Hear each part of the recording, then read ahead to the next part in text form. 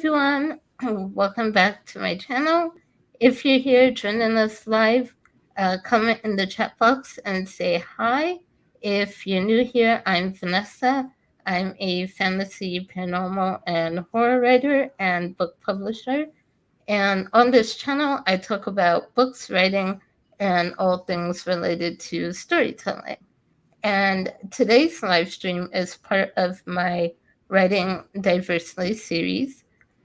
This is a series I created to help writers learn how to write different diverse characters. So, in today's live stream, I'm here chatting with the beautiful and lovely Fefe. Um, Hello. Hi. And today we're going to be talking about drag culture and drag queens. So, Fifi, if you want to say hi and give a brief introduction about yourself.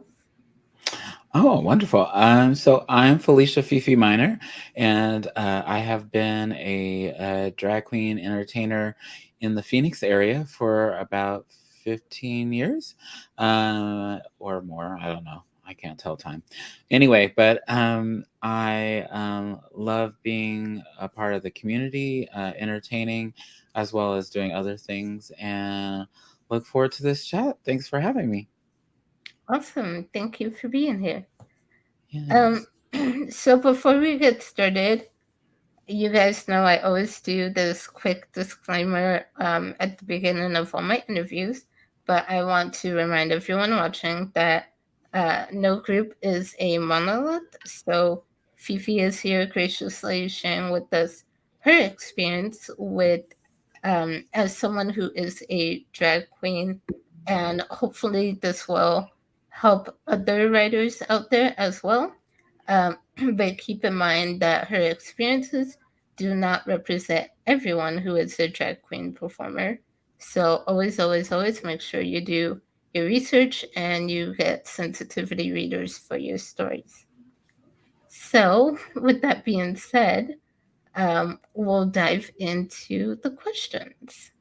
Yes, hot seat it is.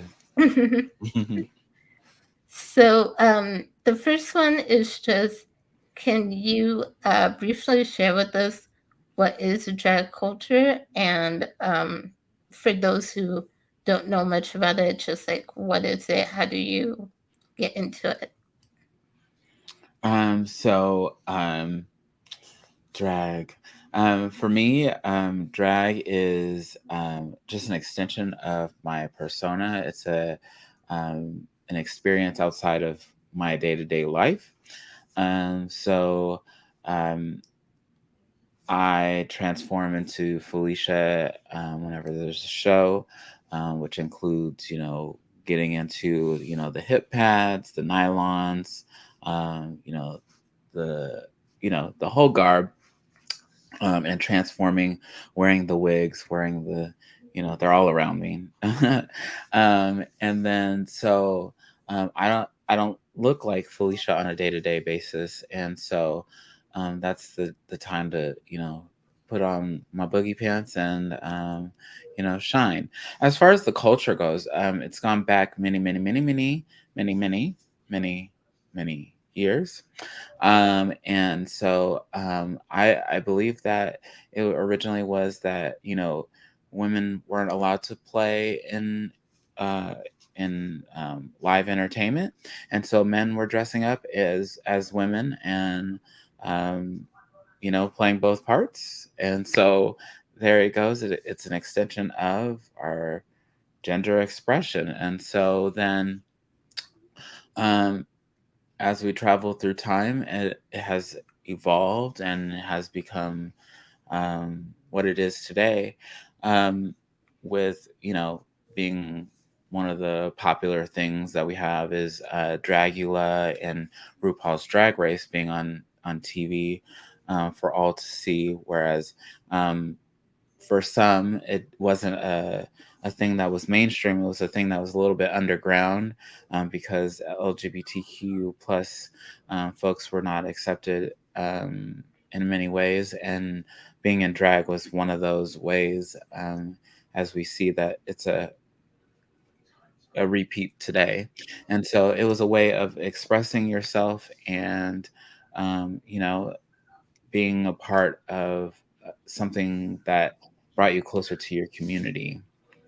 And so, um, and in some instances, especially when it was underground, there were houses of they would have house mothers, and this is where the cross of like Vogue culture and drag culture kind of have that cross plane, and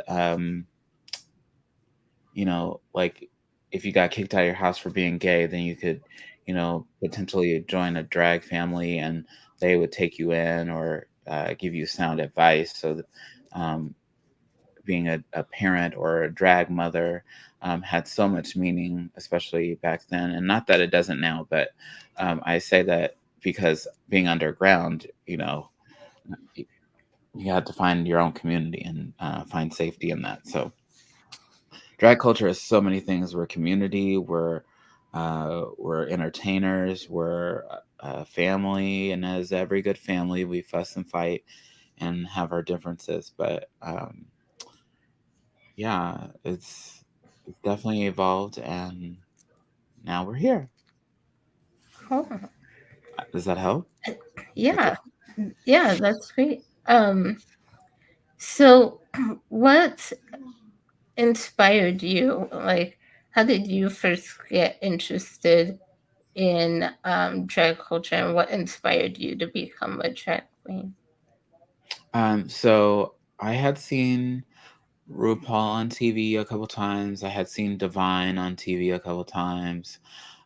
But nothing is as real as until you see it for yourself sometimes. So, um, believe it or not, on my first date with my husband, we went to a drag bar, and well, it was a gay bar, um, but in Chandler, and it was called Wild Card. It's not there anymore, but I saw folks performing in drag, and I said, "Oh, I want to do that. I want to do that." And so definitely kept it in the back of my mind for a little bit, and then unleashed the beast that is known as Felicia Fifi Minor. So, yeah, I you can thank my husband for all of this. And sometimes when he's griping a little bit, I say, "Well, you started this. You created this monster." So, He unleashed yeah, it. So yeah. okay. Um, so when you are getting ready for a performance and dressing up and everything, how Mhm. do you, because you said it's an expression of yourself and who you are, how do you come up with or decide on your costume and how you want to do your makeup and the look for your performances? Let's see. Ooh. I want to say that my my character is inspired by women that I know, and um, goodness gracious, and it depends on what it is. I love a good theme too. So, um, costumes are determined by songs sometimes. Sometimes makeup is by how I'm feeling, especially if it's like I've done some makeup that's been a little bit rebellious. I've done some makeup that is like artwork on my face. Just different things inspire me. I have my church lady that I often bring out. So she's inspired by, um, you know, folks that I knew growing up that like to go to church. Um, just different things. I love quirky, different things. Um, Sometimes a little campy. I'm looking at costumes right now as we Mhm. talk. Um, and I think I I'm like as if a pageant queen and a campy queen had a baby. I just kind of, blend that together, and sometimes I feel a little more nutty than most, and then I go for that. Or sometimes I just feel like we're just gonna give a look, and that's all. Yeah. Inspiration. I would say also inspired by like Grace Jones, musician, Grace Jones. Um, who else? Nina Simone, and um, I recently did Tracy Chapman too. So um, those are also like bit of influences or people that I'm attracted to. I love Janelle Monáe, so yeah, just um, and more recently done a lot of Missy Elliott. So um, there's just different little inspiration, and I definitely look for inspiration in um, Black females, or Black women, because uh, there's just a strength. There's a strength of that Black women are a testament to. They are strong, and they have difficult choices to make sometime, and they come out pretty strong and make sacrifices, um, including our mothers or aunties or whoever. So yeah, that's what uh, inspires me. Cool. Um, so, kind of going along with that on the same chat, um, you mentioned, sometimes music and things will inspire makeup look. So I wanted to ask, what kind of preparation goes into putting together a drag performance, and how do you come up with the ideas for what you're going to do? Hmm. Hmm. Sometimes it's inspiration by what you hear or some random idea that you've had in your head that you think, oh, this will work. This will work. Um, and who's to know where they come from? But sometimes they're inspired by movies. Sometimes they're inspired by this random thing that's connected to this random thing. And you go, what if?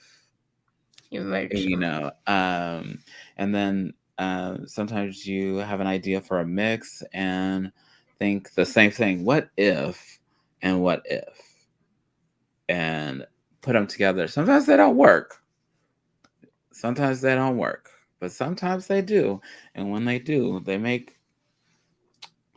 either uh, go over well or they don't go over at all. But you take that chance, especially as entertainers. um, Other stuff that inspires my performance, especially if like a song, like this morning I was listening to a song and I was thinking of an idea. So I don't want to give it away, but but it's your chance to express yourself. And so like when you come up with something that's just a little bit different that can set you apart and people will remember you, that's the part that like makes it so fulfilling. So how do I come up with ideas? Just randomly. That's probably, if anybody knows me best, randomly. Sometimes talking to a friend will spark an idea and I'll be like, oh, okay, I gotta do that. But write down your ideas because the older I get, the more I forget. So yeah, Yeah. write down your ideas. Hmm. Um, so what has been your favorite part of being a drag queen, and what's maybe your least favorite? Oh, let's start with good news, put some bad news in the middle, and end with good news. Um, I love that something that I do can give back to my community, as well as um, that one chance to see somebody smile or feel better, just based on what I'm doing. or the actions that I'm, uh, doing. Because not everybody can say that they've made an impact or what they're doing is um, changing, people's lives. Bad news. My least favorite part, especially right now, is fighting the bigots and trying to, especially since I'm involved in certain organizations like Drag Story Hour that promotes literacy. And it's just really hard with people saying things that they shouldn't be saying. So that's often the battle. Um, Other good thing, to end on good news, is that even when I read to children or read to adults or perform for adults or perform for children, um, it's the smile, it's the escape that I can give them. And it's the thereafter when they come up after a show and say, "Thank you for being here," or "Thank you for being visible." Because there was one part of my career where I was like, I think I am done with this. And I definitely wasn't, but somebody came to me and said, "Thank you for being visible. Thank you for being a person of color that has been visible for me." And I said, "Whoa, whoa, whoa, whoa." That's definitely a change of pace and definitely something that I can feel proud of, because when I was little, there wasn't someone that looked like me that, you know, um, was a influence like that. So, Yeah. Um. uh. I so while you were sharing that, I um thought of another question that's not on here, but mhm, if you're okay with it, I was wondering. So you mentioned sharing or doing performances for kids, and reading to kids and mhm. reading to adults and doing performances for adults. And so I'm just wondering, can you share a little bit of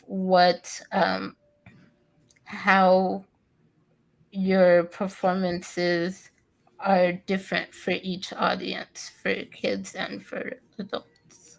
Especially, yes, especially for like all age events, like Pride is an all age event, um, or if whatever, whoever is, um, you know, know your audience. That is first and foremost. But especially for kids, no cussing, no vulgar words, no inappropriate dress. Especially not from me. That won't happen. Um, and then for adults, know your audience. If it is for mainly adults and it says that kids may be there, then kind of consider that you don't want a performance that's saying F this and F that, so just be aware, be aware. And I hope that other people are just as aware when they sign up for these things. Um, and then the thing has been big is that during the story hours, I only read children's books. And if I have an adult story hour, it's only adult story hours. It's not like we have like toddlers and adults. It's strictly adult story hours. So know your audience and follow guidelines as you would um, anywhere else for all ages and for adults. Yeah. Okay. Hmm. Um, let's see. So, can you let me see here. Can you share with us a particularly memorable performance or event that stands out in your career, and what made it meaningful for you? Now, I think this question is totally unfair. Uh, uh, I just told you I can't remember a lot. So anyway, woo, um, I I don't think I have one particular performance that has. Maybe I have a couple. I don't know if Okay. I have like one particular that has made me stop in my tracks, and that's the end. Let's see. I've had a couple. I've had like I just said, the person that told me that I thank you for being visible. That was one. Why that was meaningful? Because, like I said, like representation matters, and that changed something for someone. And me being present changed something for someone else. Especially when that wasn't around when I was just a wee little one. Um, love performing at Rainbows Fest and Pride, and so those are moments too that people will come up and uh, acknowledge that this is amazing, especially children that get to be themselves while they're so young. And if you think back about your childhood, if you could have done certain things or said certain things when you were young and have that expression, you would be so far ahead of where you are today. And I feel like a lot of the youth that are supported by parental figures are so far ahead than we were. And so that's always good. And lastly, I remember Rainbows Fest one year that somebody said they saw me online before they met me in person. So I guess online presence really matters. Yeah, yeah. And why that's so meaningful is, again, that um, this is so much different than our previous generations, that a lot of the kids have grown up with the internet. You know what I mean? And not to date myself, but I remember when the internet wasn't around and wasn't a regular thing. So, um, and we left the house without cell phones. If you're younger than that, um, you're welcome. You're living a great life, I guess. But anyway, but yeah, it's there's a lot of like here and there moments that are so meaningful, so powerful, um, that it's amazing. Yeah. Um, so I wanted to get into one thing you've said, which stood out for me when I first met you. It was at the Smart People Ask Smart Questions Hmm. panel. Um, and uh, I talked to you after, and you said that cisgendered women can be drag queens as well. And I Hmm. think for a lot of us, um, and I know this was true for me before you said that, in my head I was thinking, okay, drag is for um, men who want to uh, dress and express themselves in this more Hmm. feminine role, or vice versa with Freddie. If someone wants to express themselves as a drag king in a more masculine, ma- masculine, but also still has that feminine touch to it role. Hmm. Um, but I had never even thought of the possibility that it is just more of an expression of your personality, your style, an art expression, and that cisgender women could be drag queens as well. And so I was just wondering if you could share some more about your thoughts on that. Absolutely. So, I think it's really funny how some folks are totally against cisgender women being or AFAB individuals being in drag at all, and when uh, this is just a expression of ourselves, and we base drag queens off of cisgender women, so why not? Um, so yeah, cisgender women can come out in full on boogie, and sometimes, not sometimes, a lot of them are way better drag queens than, yes, me and some others. And so I will say that, I mean, they often don't have to put on hip pads and all that jazz, but they still work just as hard, or if not harder, to come up with costumes, to come up with wigs, and show up and show out. And same thing with men, cisgender men or AMAB individuals are sometimes the best at expressing themselves and wear the full on makeup and uh, go to town on it. And so I think it's just a chance for everyone. And there are also people that that are straight, or um, and they come out as drag queens or as drag kings or drag artists, or whatever you so choose to call it. And so, including like on, we had Maddie Morphosis on RuPaul's Drag Race on our show, and their partner is a well, he's a cisgender male, and has a partner, and so like it's like, yeah, like everybody can do it.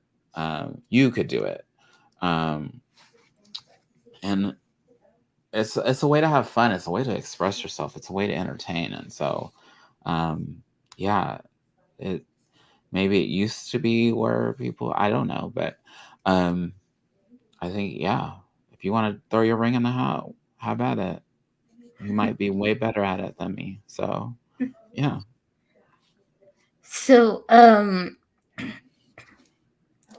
I I guess I also wonder, um you started going into this a little bit, but why do you think there is so much, I guess, gatekeeping, for lack of a better word, um, around the community and who can and can't do chat? Um, my first answer would be because cis cisgender gay men may be the gatekeepers because they don't want others in. Um, and that's the way they see it, that's the way they want it. And whereas other people might find the expression of cisgender people coming in as a violation of their community, whereas as as I say, we accept, we accept, we accept, and if they are violators of the community, then I mean that's a chance to educate and see if we can evolve. But now, if they come in and say, "Well, I hate gay people, but I love to dress in drag," we might be having a problem Yeah, there, you know. So, but as long as you're an ally and you support the community and um, can come through as a true supporter and not just coming through to put on makeup and take money, uh, as bad as that sounds. Um, but yeah, I think it's the door is open for everyone as long as we can be a community together. yeah, I like that. Yeah. um,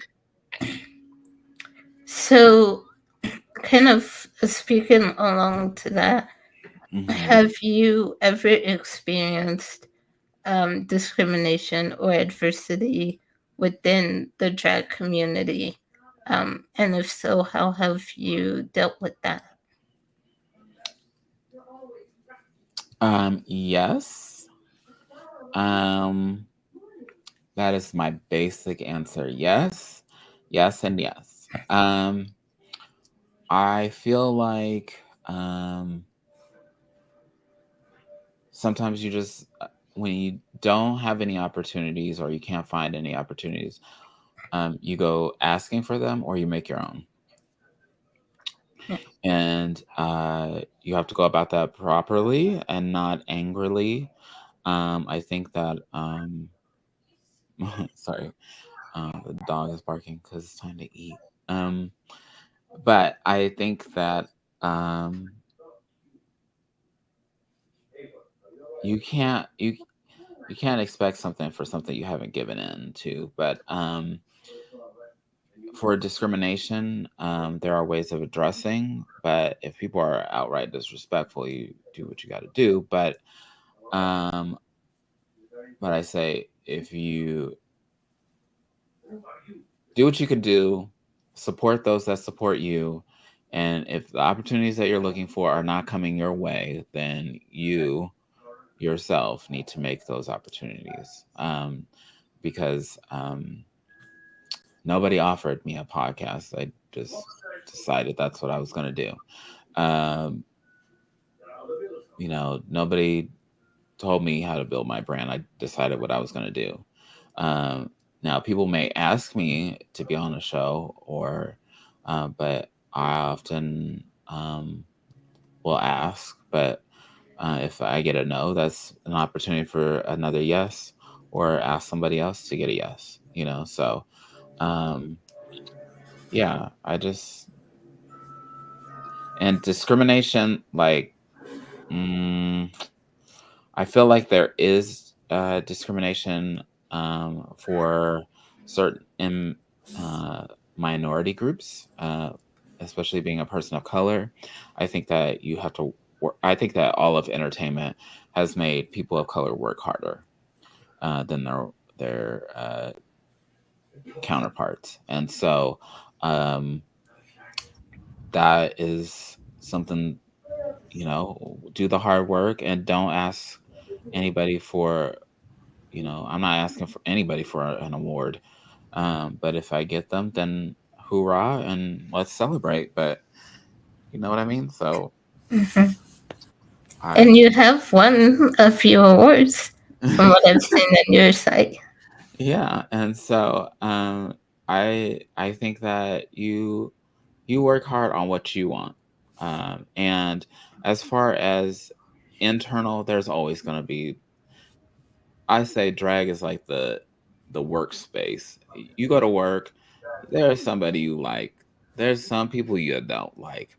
Mhm. I You got to work with all of them, and so you act professional, do what you got to do, and go home, or do what you got to do. And if it becomes a big issue, address it. Try to be as professional as possible, but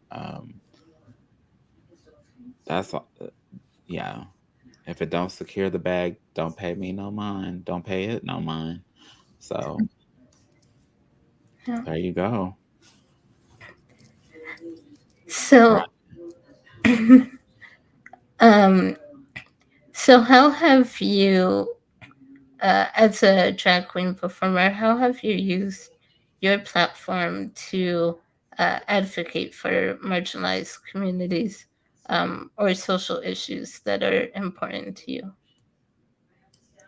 Oh, that's a big lift. I use my platforms, mainly social media. Social media has changed the game, right? Yeah. Um, because there is so much you can do in such a short little time. You can go on TikTok and say, we're not doing this. Meet me at so and so. We're going to do a protest, and 10,000 people show up, right?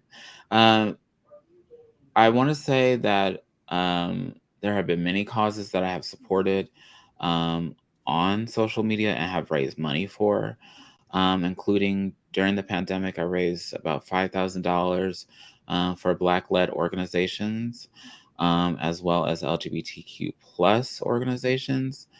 Um, Speaking up towards certain issues or how I felt, especially during election time. I'm very vocal, especially on our show.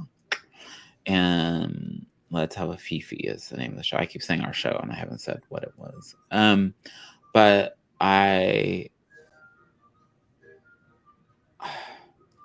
as an entertainer, I have used those platforms or supported folks to stand up against those that bring hate, that that are not supporting us. Um, and I say that for Black and LGBTQ plus. So, um, but the best way to make your community better is to invest the time or invest the money into your community. And since I don't have that much money, I definitely could do the time, right? Yeah. Yeah. Yeah. So yeah, social media has been my key, I guess. But definitely before social media was too much of a thing, I definitely was also doing shows and still doing shows to raise money for folks as well. Um, so Um. So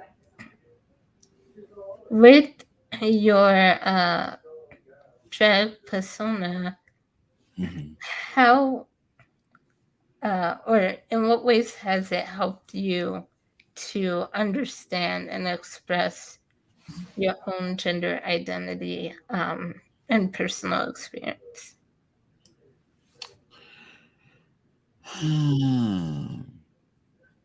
Let's start from the beginning. Okay.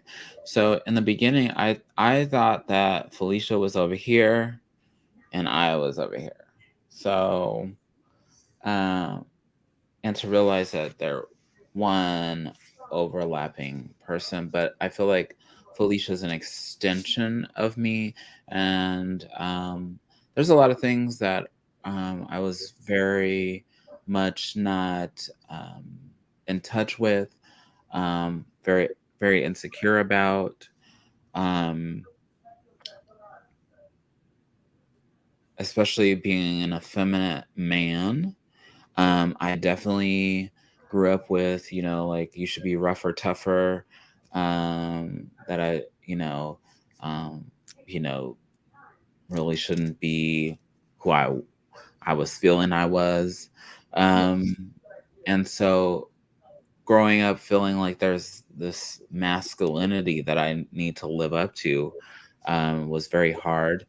But realizing that I could use femininity as my superpower um, is definitely something that has come out. Um, Giving myself confidence um, to because some people don't have the confidence to be in front of a room of people. Um, Needless to say, and even if it's one on one, sometimes people are not even confident doing that. But I feel like being an entertainer has given me um, that chance to find out more things about myself, um, what I won't accept, all those things. Um, and being who I am authentically. It definitely has helped me find who I am authentically. And I, for some, um, this is a chance for their gender expression to see how it feels like if they want to be a woman or if they want to be a man, because they can try it out on their persona. And there are some trans individuals that, and I don't speak for trans people, but I know some experiences that some people have had is they've tried out drag to see if that um, expression of themselves is what they want to see in the mirror every day. And sometimes it sticks, and sometimes no. But as far as I go, Felicia gets washed off at the end of the night, and this is the face you get to see every day. So, um, you know, I. Um, but to answer your question, it has helped me understand that my femininity is a superpower.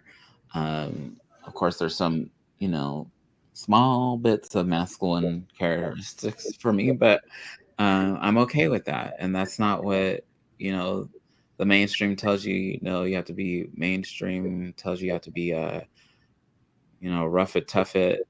I'm a tough guy kind of thing, and I don't really have that, but Mhm. here we are. Yeah. That goes actually perfectly into one of my other questions that I Hmm. have is, you talked about at the end of the day, you wash off your face and that's Felicia, and then this is who you see every day. Um, so I wanted to ask, obviously, you are so much more than just a drag queen performer. And Hmm. so outside of drag, um, what are things that you love to do? What are some of your hobbies? Hobbies. What are those? I'm just kidding. Uh, If we even have uh, time for such things. I work a lot, so I am a self-professed workaholic. So there's that. So outside of work, I have a family. I have a family of uh, little glam babies. Um, we spend a lot of time together. When I'm not entertaining, I also have side businesses where I help folks market their ventures, whether it's drag shows, whether it's businesses, entrepreneurship. So I'm always got my hand in something. But I am an artistic person naturally. So, drawing comes naturally. I love reading. I'm kind of reading 3 books at one time right now. Um, Not something I intentionally did on purpose, but I am trying to keep with the Joneses in one instance or another. But anyway, so I like to read. Um, I can't wait to see The Little Mermaid. I think that came out today, but I Yeah. don't know if I want to be in a theater full of people. So there's that. I am that person that will go to the movies and sit all the way at the top in an empty movie theater. Ridiculous as it sounds. That is me. Um, yeah, yeah. I just and meditation and massages are the best. Um, Recently, I'm going to put this out there. It's not a hobby per se, but taking care of your mental health is a extremely important thing and a very hard thing to do sometimes. And sometimes you are your best advocate and you are your worst enemy. But taking the time to meditate every day is definitely something that has been helpful with my mental health. Mhm. Um, Clearing the mind, settling the nerves, and making sure that I'm living my life to the fullest and enjoying the moments that I want to enjoy. Yeah, and volunteering in community always comes out naturally, but I didn't want to be like everybody else and say the same. I'm just kidding. But yeah, those are some of my hobbies. Okay. um, so you mentioned reading, so I have to ask. You said you're reading 3 books. Can you share what You want to know what they are? yeah. Okay, hold on. Some of them are sitting here. Okay, so I'm reading Gabrielle Union's Okay. uh, book right here. You got Anything Stronger, which is a series of like, I want to say she's like telling mini stories as if we're like sitting down having wine, and she like jumped from topic to topic. So she doesn't, it's not like autobiographical or anything. It's just, I mean, kind of, but she's like talking about moments in her life here and there, and they're not like in any particular order. Right. Um,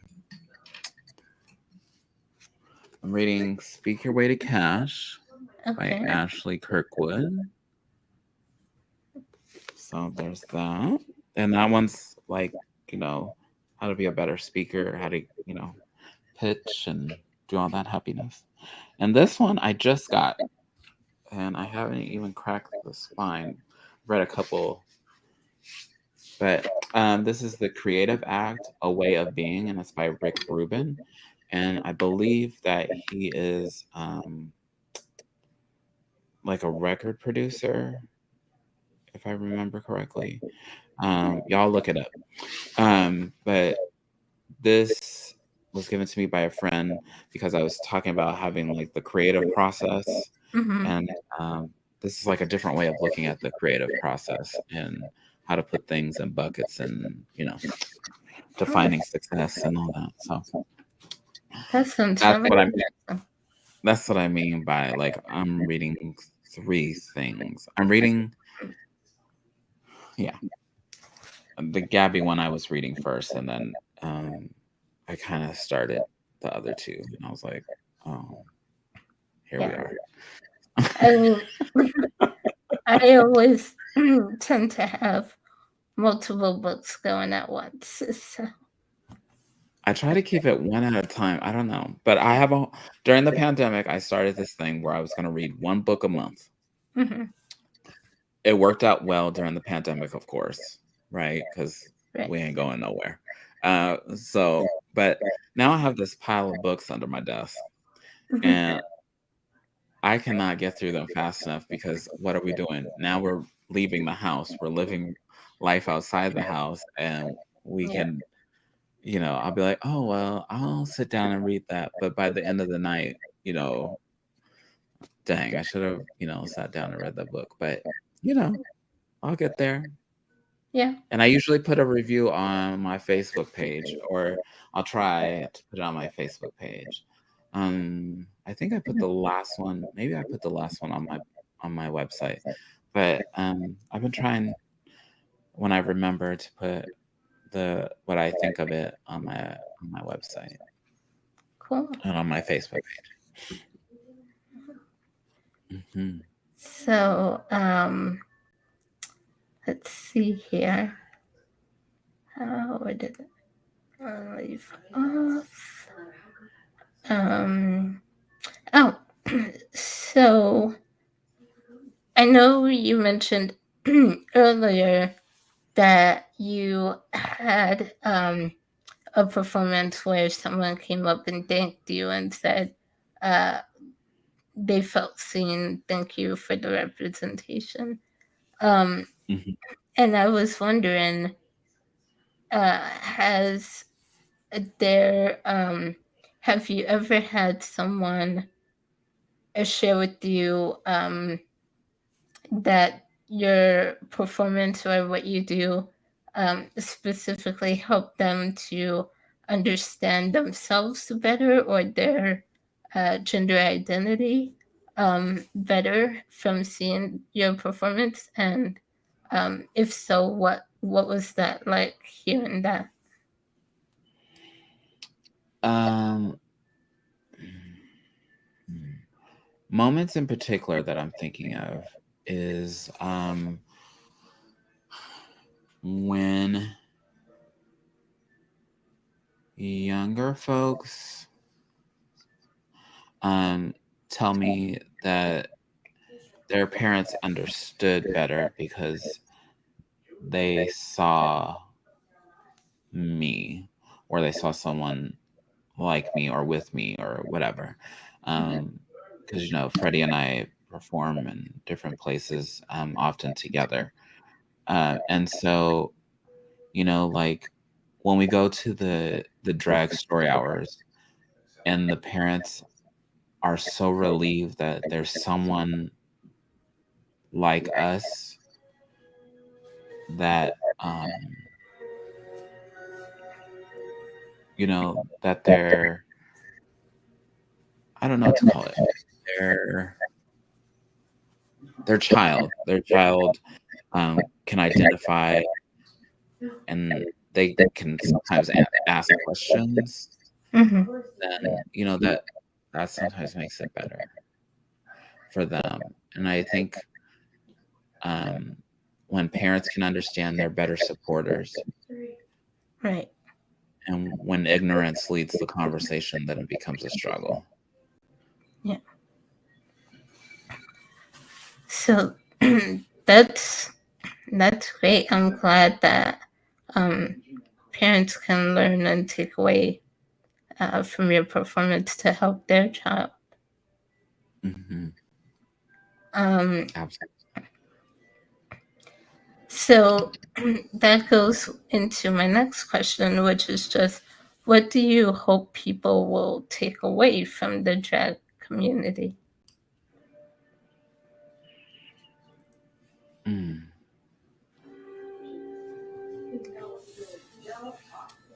I hope that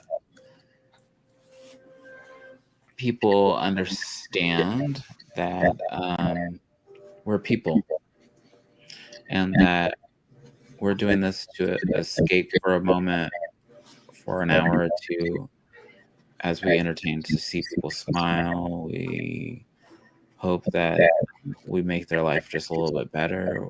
I hope that when we stand up for different things in the community, that it makes people feel safe and secure, and that they're not alone in the fight. Especially as we fight things politically. Um, I hope that we have more allies, um, that are not just standing by, but helping and fighting the battle with us. Um, I hope that more people realize that they're standing on the backs of people that were trans or drag queens or drag kings, um, and that the behavior that's going on is not correct. Um, but we live more in love, even if we fight amongst each other. We still live in love, and hope that we can occupy the space together, because the earth is one big dump, and we only have a short time to live here.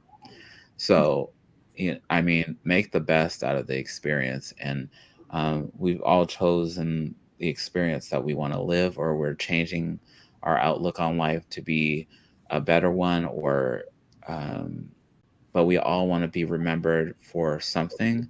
And I hope that we find a way to live together and be remembered for great things. So, um,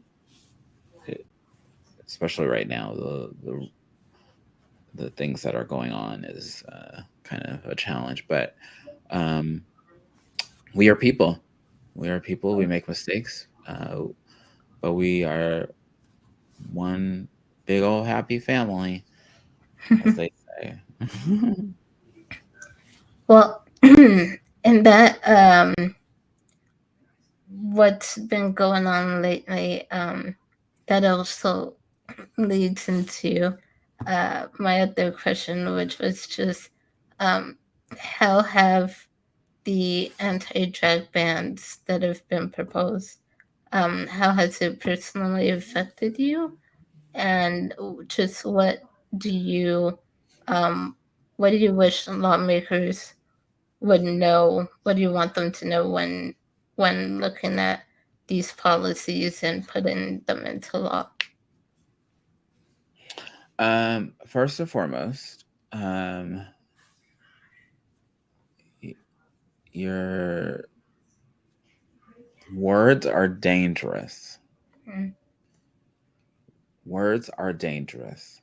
Um, and it's given people of ignorant mental capabilities a lot of power. Um, it has put a lot of folks in danger.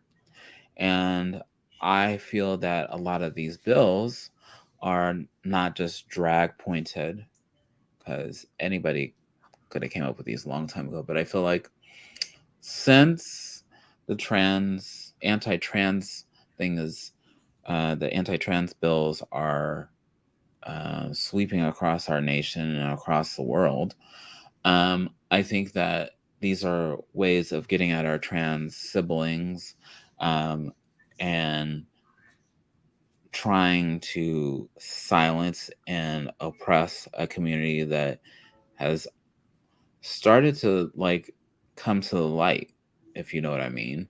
Um, it These laws are hurtful, very hurtful, and they don't just start with adults; they start with children and work their way up.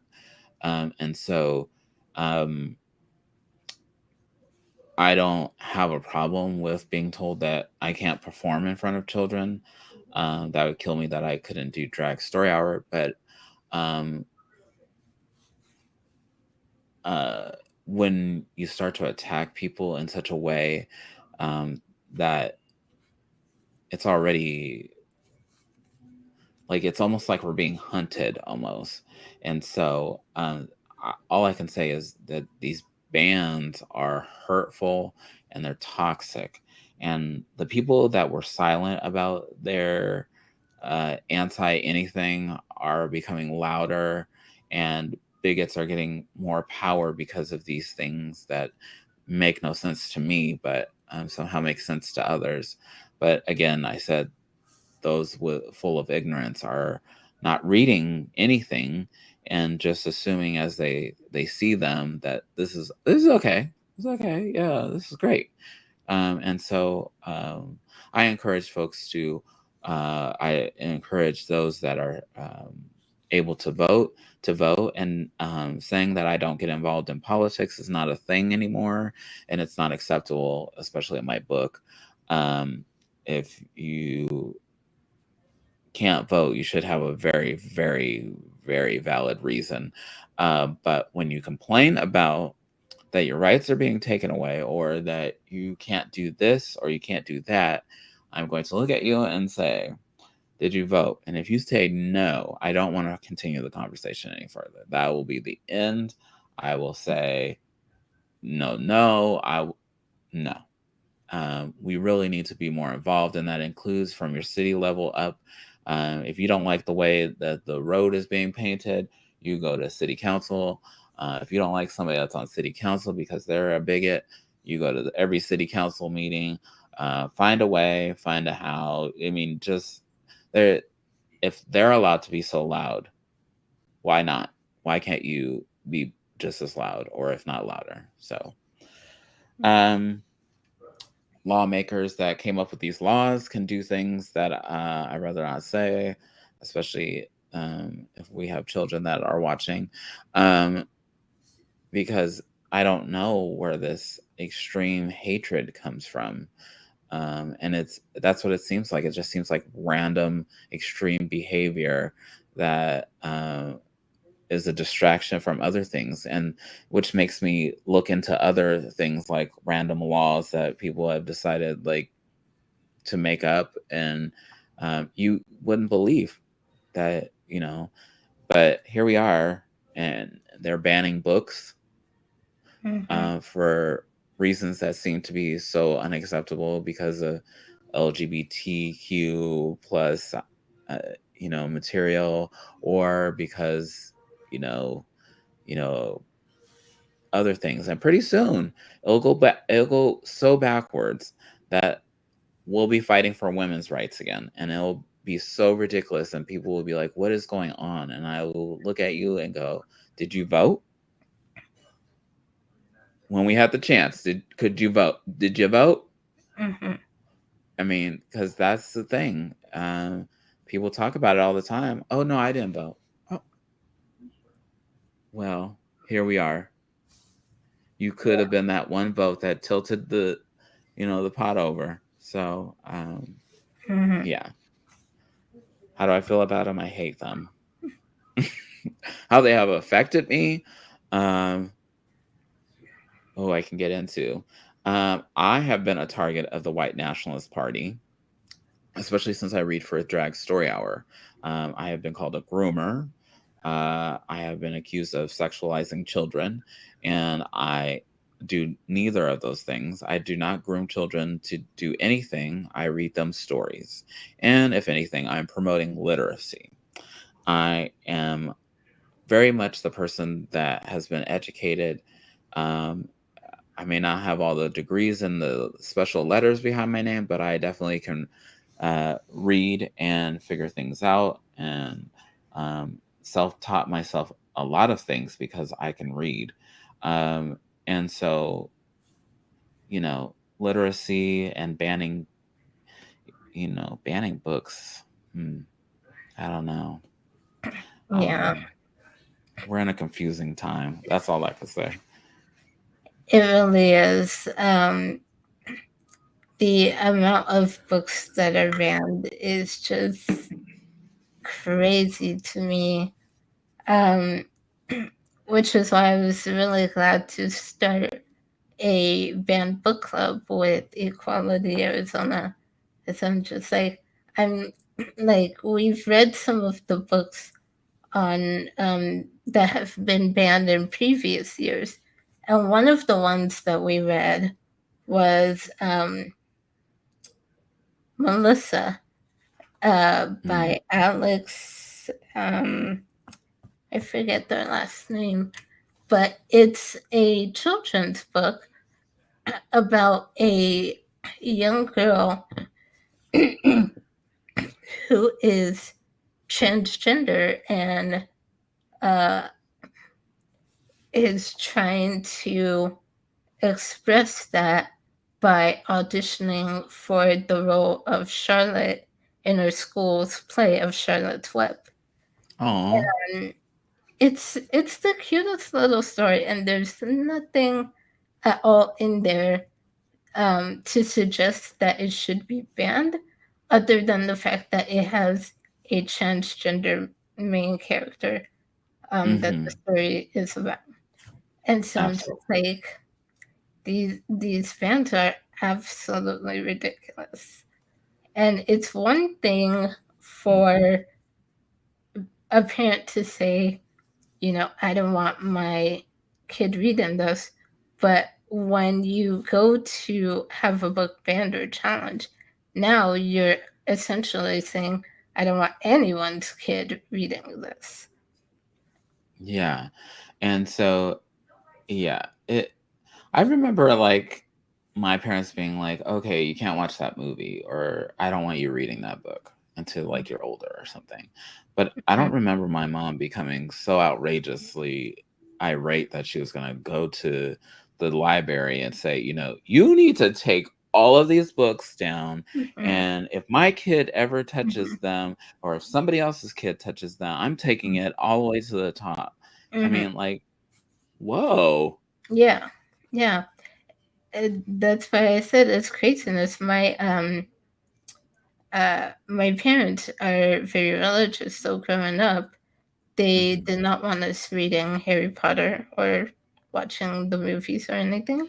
Mhm. Of course, we eventually did, but because that's what the more Sorry, you tell mom. someone not to, the more they're going to. But yeah, they didn't want us reading or watching Harry Potter, especially my dad.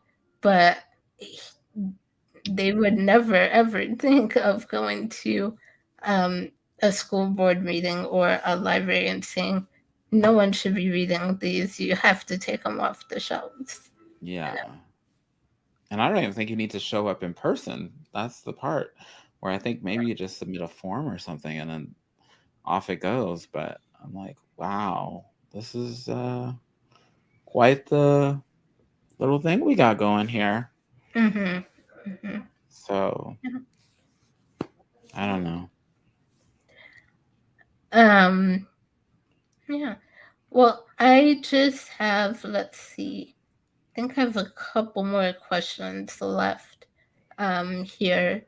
So one is when it comes to, actually, this, I think this is the last one.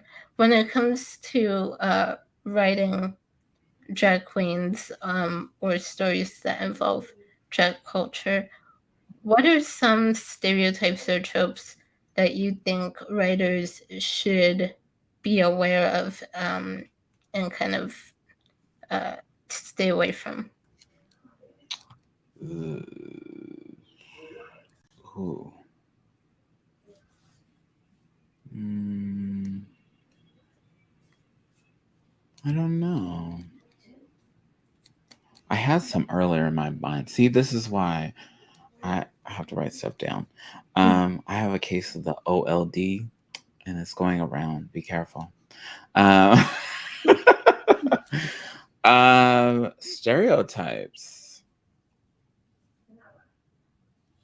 that all drag queens or entertainers are a certain way. We're not all the certain way. We're not all campy. We're not all um, what they call real girl fish. We're not all. What you could stay away from is not all drag entertainers are the identity opposite of, like we talked about earlier. Sometimes they're AFAB or AMAB individuals. Um, AMAB being assigned male at birth, or AFAB being assigned female at birth. Because cisgender women can be drag queens. Cis men can be drag queens. Cis men can be drag kings. Um, Cis women can be drag kings. Um, what else? We don't all look the same. We don't. Uh, some people are into heavy metal. Some people are into dance music. What else? My goodness, this is a very good question, and I had an answer for it, and I don't remember it. But Definitely, I would also add to stay away from the um, groomer message. yeah, yes, and sexualizing of children.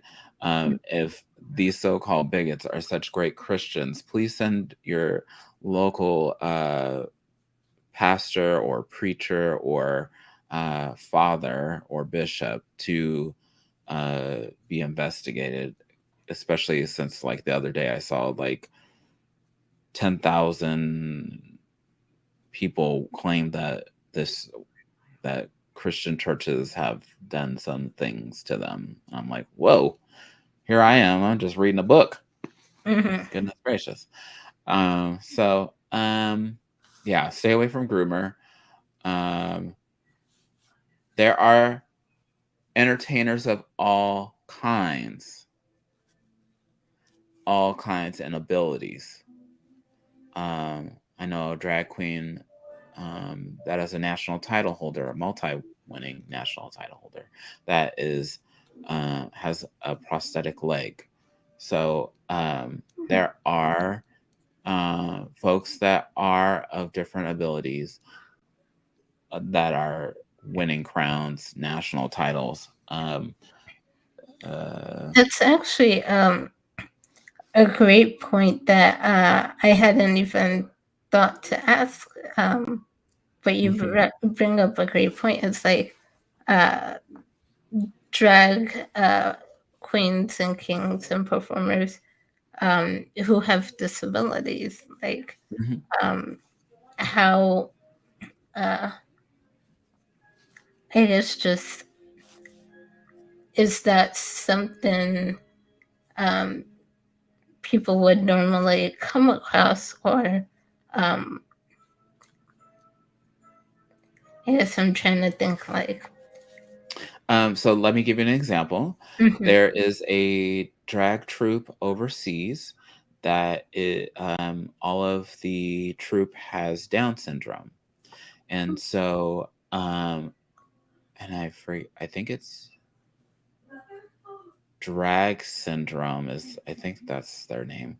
But they all have they all have different abilities, mhm, and so um yeah, you can't put people in a bubble. Um, I would hate for somebody to do that. There's folks that are neurodivergent that use drag as that one thing that they can keep going for them as a consistent thing, mhm, or be creative outside of their, their normal or um, whatever. Um, it's just that there has been so many things that I have seen that you you think you know what it's like, but you don't have any clue until you find out from people, and that they're living life just like you, and you go, "Oh, well, here I am," you know? And so, but yeah, and they get the same feeling as, you know, that joy, that happiness. That's that would be, yeah. That is one thing. I also would say, authors, that we are a community that also has joy. We're not just a community of struggle. We also have moments of such joy. We win crowns. We raise money for our community and celebrate that. We we like to party too, but we like to celebrate each other. We like to um, get awards at work. But stereotypes to stay away from is that we're uh, one stereotype to stay away from is that we're uh, all thin. Beauty is not in what size you are, but in how you present yourself and how you act. mhm, Yeah, it's very much. Um, and we're not all catty in the dressing room, if at all. Um, the RuPaul's Drag Race thing has set itself up that people, sometimes young people, when they come into the dressing room, think that they have to do what we call a read, which is being truthful but shady, right? And so, or having fun with a joke and being shady. And so, you don't have to come in the room to be shady. That's what makes it uncomfortable.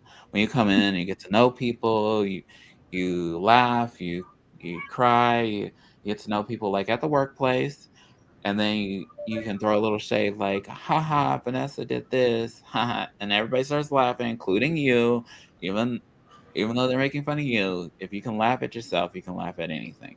So, I mean, let's stay away from the shady biz. That we're not all like that, first and foremost.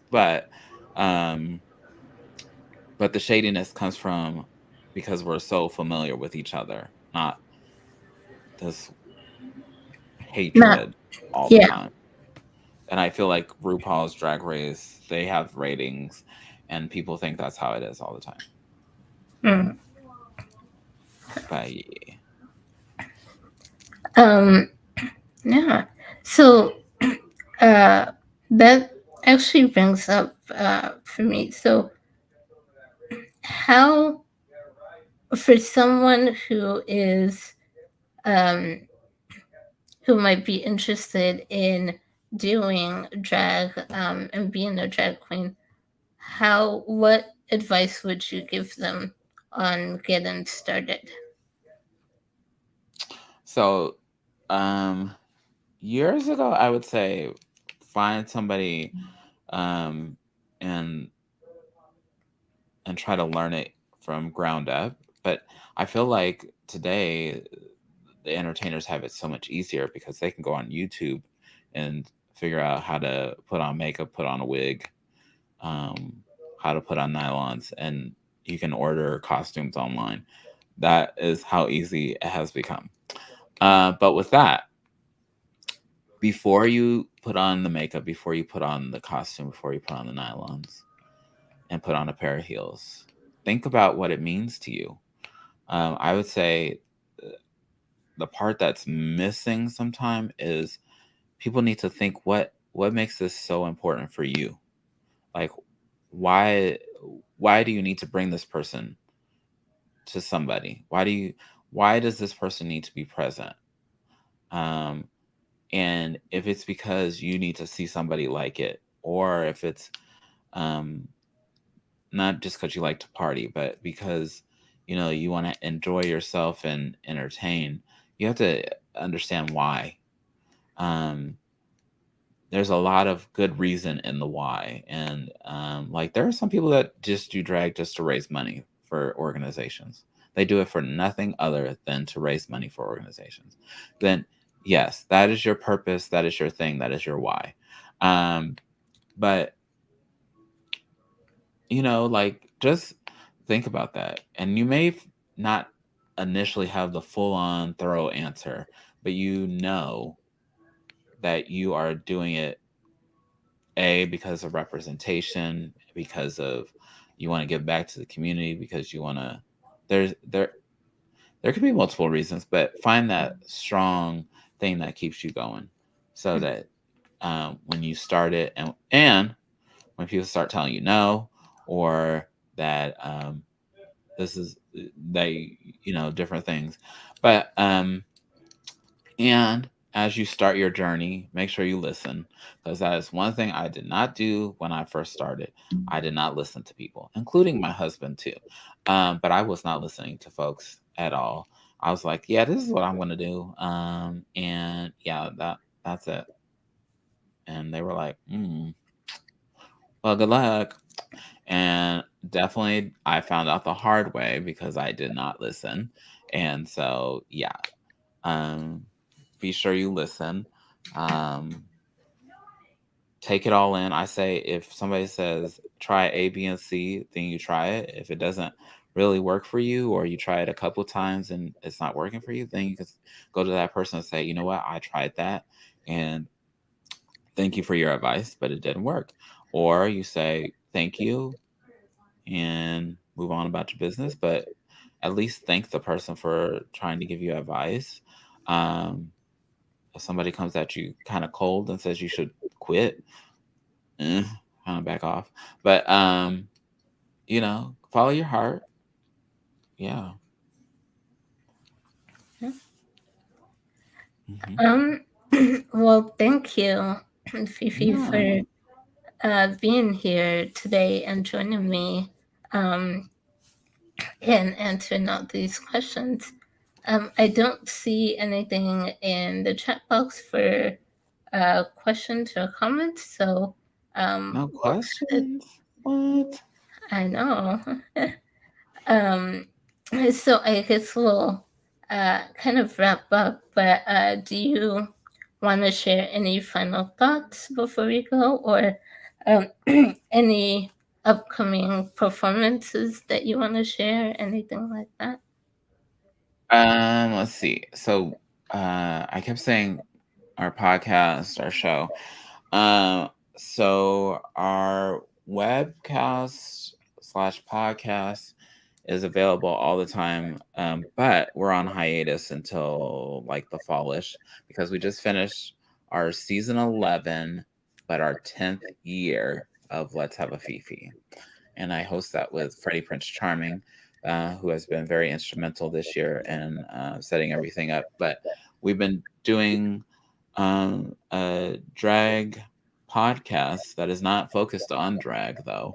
But we talk about issues, we talk about sex, we talk about relationships, we talk about day to day things, we talk about politics, we talk about what's in the news. And so there's a lot that we talk about and that we cover. and we have special guests, including some people from RuPaul's Drag Race, including some folks from Dragula, including some folks that are authors. So we may have you here pretty Mhm. soon. I just didn't get my life together in time to get you on this season, but yeah, we have that going for us. Next up, we'll be at Fan Fusion, Phoenix Fan Fusion, on June 2nd, at the Drag Stravaganza, and I believe that starts at 6 o'clock at Fan Fusion, and you must get tickets, and I believe it's 18 and over this year. Okay. Um, in June, also, I perform at Stacy's at Melrose in Phoenix. I need to update my listing on my website, but you can always see things on my social media, and I think my name was down here somewhere. But anyhow, it's at Diva Minor, DIVAMINOR, and you can find me pretty much on everything with that handle, TikTok, Instagram, Twitter, Facebook, YouTube. That's LinkedIn. I'm on there too. So all of that is this one Okay. here. And you can find show dates and stuff that I'm promoting. Best bet is to like go look at my Facebook page. You can scroll for days, I'm sure. But I try to update my website, and I fell apart in May and didn't do that. So, but I'll update with the upcoming dates. I have like a drag bingo coming up twice in June. One on the oof, on the 10th. I don't know. Oh, just go look at my pages. Sorry. That's I know I have one on the 28th. I know I have one on the 28th, and those things sell out so quickly. So let's go. mhm. Let's go. Get your tickets if you're going to get them. But look at my Facebook page, and I will update as quickly as I can. Yeah, and for those that are going to be watching the replay of this, um, Fifi's website and social media handles are linked down in the description below. So definitely go check it out. And her show, Let's Have a Fifi, is linked down there as well. So, Awesome. uh, yeah. Well, thank you for joining me today, Fifi. And Absolutely. I hope that this was helpful and informative for everyone who watches. And for anyone watching the replay, if you want more interviews like this, I have a playlist that will be linked down below in the description box as well. Um, and if anyone wants to know more about writing diverse characters, I do also have an online course for that. All of the information is linked in the description box. So if you enjoyed this, don't forget to like, subscribe, support the channel. You know all the things. Like, comment, and subscribe. Yes. Um, and that is it for this month. Next month, I will see you guys with another interview, and we will be talking about Indigenous characters who are Two Spirit and non Oh, binary. wow. So I'm super excited for that one as well. So That's wonderful. it'll be on June 5th. So mark your Oh, wow. Right calendars. around the corner. Yeah. Dang. Okay. So that's it for today. I will see you all next time with another video. Bye.